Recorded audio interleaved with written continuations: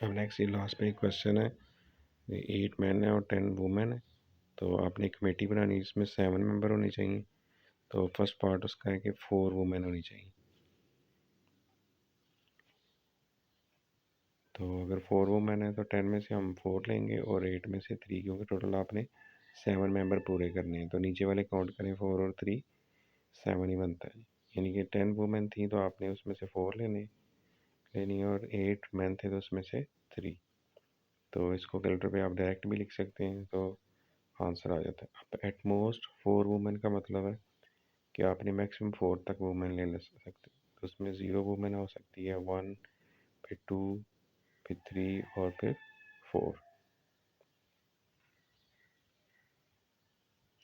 तो 10C0, फिर 10C1, 10C2, 10C3, 10C4 तक। अब जब 10C0 लिखा हुआ है तो यानी कि सारे बाकी मेंबर हम 8 में से सिलेक्ट करेंगे तो 8C7 हो जाएगा।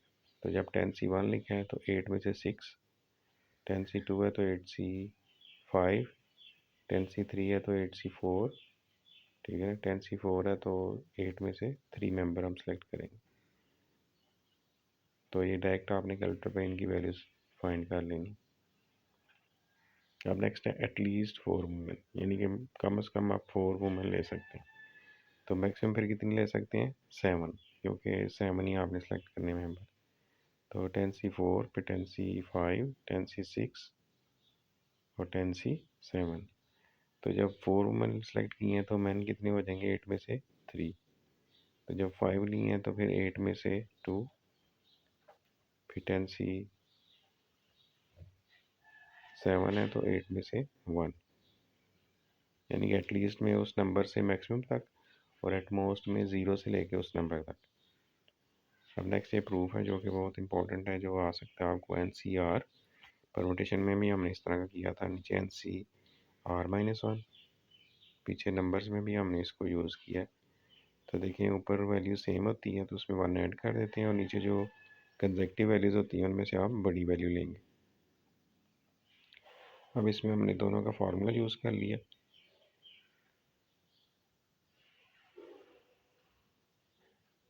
NCR और NCR-1, यानी कि ऊपर वाले का फैक्टोरियल फिर नीचे वाले का फैक्टोरियल और साथ n दोनों के डिफरेंस का फैक्टोरियल।